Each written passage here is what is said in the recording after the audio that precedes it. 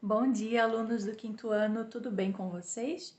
Hoje a nossa aula é de língua portuguesa e nós vamos falar novamente sobre verbos. Mas, primeiramente, vamos relembrar. O que são verbos mesmo? Verbos são ações, estados ou fenômenos da natureza. A maioria dos verbos são ações, como cantar, falar, dançar, escrever, dormir. Também tem os verbos de estado, que são ser, estar, permanecer, continuar. São coisas que não envolvem movimento, né? Ó, eu estou parada, estou, ok? É o meu estado. E também os fenômenos da natureza, como chover, nevar, trovejar, enfim. Mas hoje nós vamos falar sobre dois modos diferentes de verbos. Mas como assim modos? Pro, você nunca tinha falado disso. Mas esse é o assunto da nossa aula de hoje. Então vamos para o quadro que eu vou explicar bem resumido e você vai entender assim, ó, rapidinho.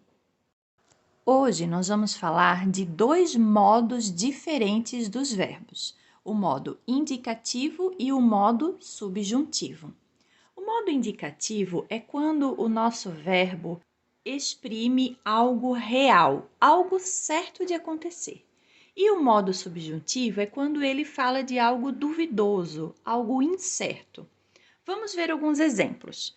O verbo danço. O verbo danço, ele está no modo indicativo. Quando alguém diz assim: eu danço pagode.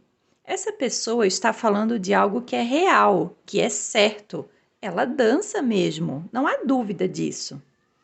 Mas se a pessoa usar o verbo dançasse, ela vai ter que dizer assim: se eu dançasse pagode, ou se ele dançasse pagode.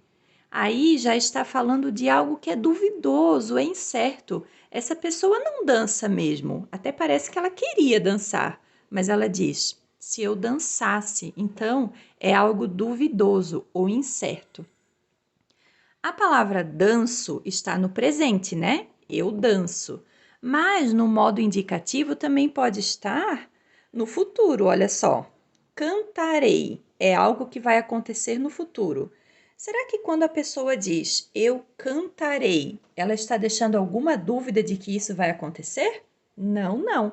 Ela está falando de algo que é real, algo que é certo. Eu cantarei amanhã ou eu cantarei no futuro, mas para ela é algo certo, é algo real. Mas se a pessoa disser cantasse, se eu cantasse, se ela cantasse, aí já não é algo certo, algo real. É algo duvidoso, uma coisa incerta, ela não tem certeza realmente se vai cantar. Agora nós temos aqui um verbo no passado, falei, eu falei. Isso aqui é algo que aconteceu de verdade, foi no passado, mas realmente aconteceu. Já o falasse está no modo subjuntivo porque existe uma dúvida se a pessoa falasse ou se ela não falasse, ok? Então, resumindo, voltando, modo indicativo são verbos que exprimem coisas que acontecem, aconteceram ou vão acontecer com certeza. Danço, cantarei, falei. Já o modo subjuntivo são verbos que falam de algo que talvez aconteça, algo duvidoso, algo incerto. Dançasse, cantasse e falasse. Agora vamos para o livro didático. Abre aí o seu livro didático na página 160 que eu vou te dar algumas dicas para a atividade de hoje, tá bom? Vai me escutando e já vai fazendo a atividade que fica mais fácil assim. Então, lá na atividade número 1, tem um trecho daquela reportagem que a gente leu sobre aquela aldeia lá em Darcy, Betânia. Nesse trecho do texto estão destacados alguns verbos, e os verbos são soam, dormem, cantam, iluminam, saem e moram. Vamos pegar só um desses? Vamos pegar o verbo dormem. Eles dormem. Você acha que isso é algo que está acontecendo no momento em que a reportagem foi escrita? É algo que está acontecendo antes, no passado, ou que vai acontecer? Pensa bem. Dormem. Eles dormem. Se fosse no passado, eles dormiam. E se fosse no futuro, eles dormirão. Então, a palavrinha dormem está no presente. Todos esses verbos ali daquele trecho estão no tempo presente, tá bom? E essa é a questão 1.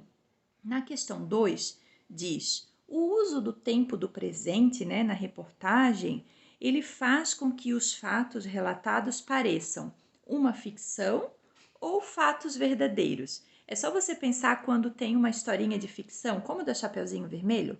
Era uma vez uma menina que vivia num bosque e a mãe dela mandou ela ir na casa da vovozinha.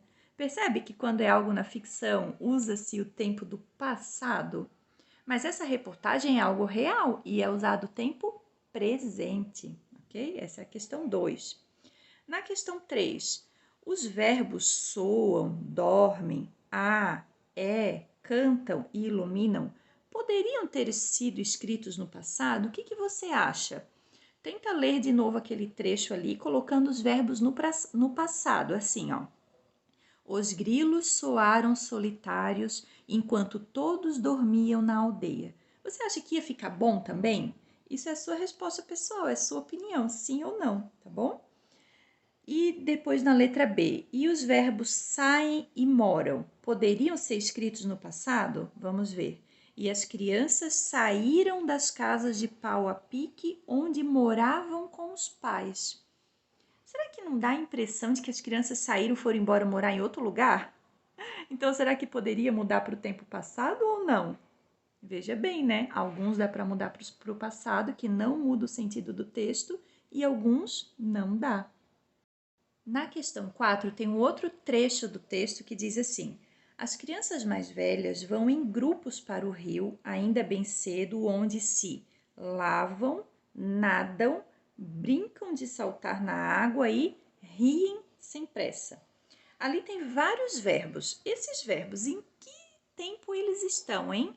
Lavam, elas lavam. Se fosse passado, lavaram. Se fosse futuro, lavarão. Então, elas lavam, elas nadam. Em que tempo está? É o tempo?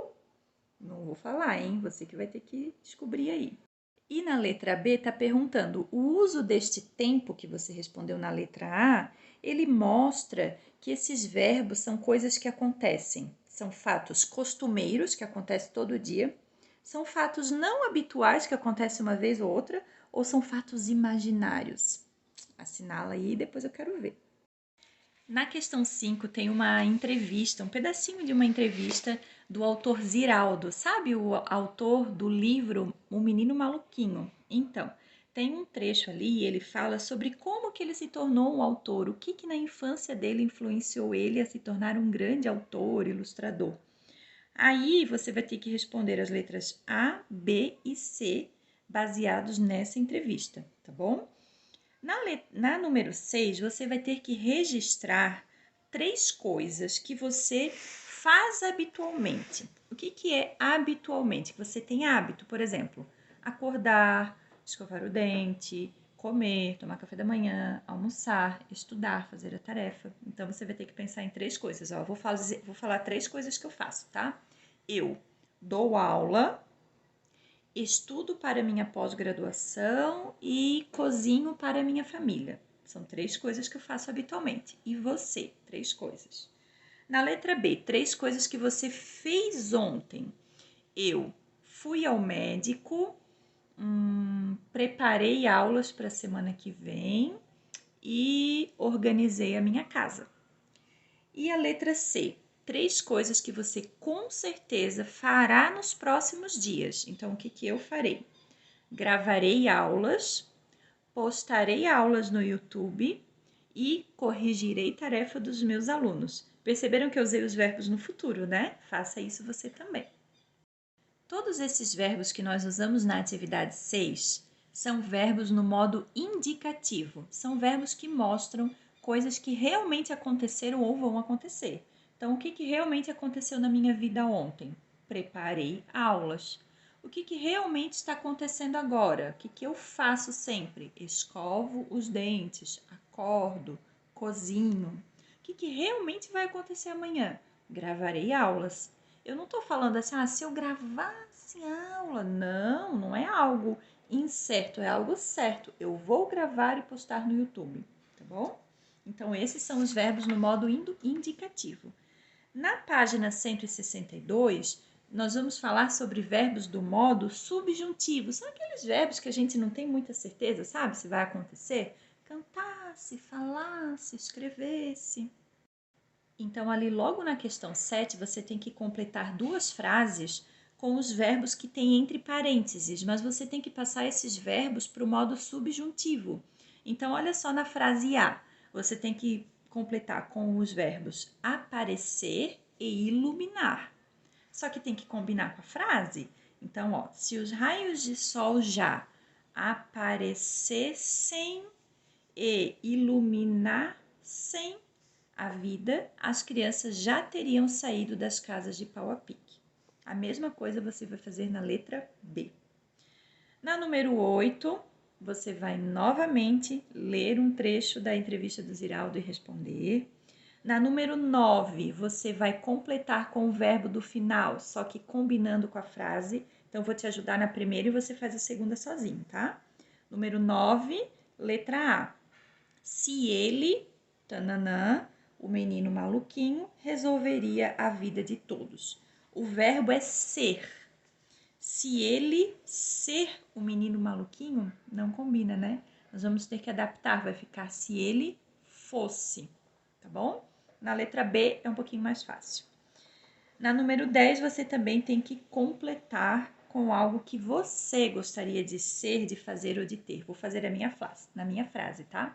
Se eu fosse uma cientista, eu criaria a vacina para o coronavírus. Olha só que legal.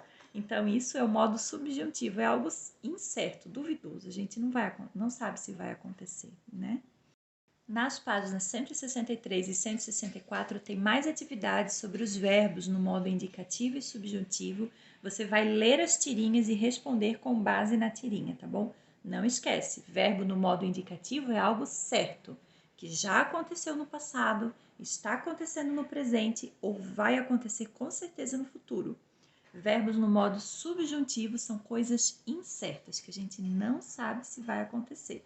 Então faz todas essas páginas aí, manda para minha foto que eu quero conferir. Um beijo!